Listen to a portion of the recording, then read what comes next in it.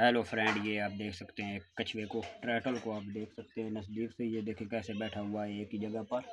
अब आ गया कैमरजा मोटरसाइकिल पर, ये सवार हो रहा है कैमरजा और ये देख रहा है कछुए को कैसे ये कछुआ बैठा हुआ है। ये आपके सामने कछुआ बहुत ही खतरनाक ये कछुआ है। ये बहुत ही मुश्किल से हमें मिला है। वो दोस्तों होशियार हो जाओ, ये अभी शेर निकालने लगा है। आप देखेंगे इसको चलते हुए। कछुआ बहुत ही जबरदस्त तरीके से भागेगा ये। जो कछुआ आप देख सकते हैं, ये देखें कैसे बैठा हुआ है एक ही जगह पर।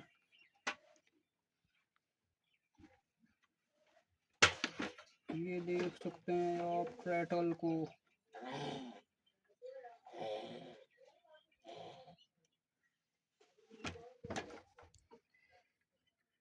ये देखिए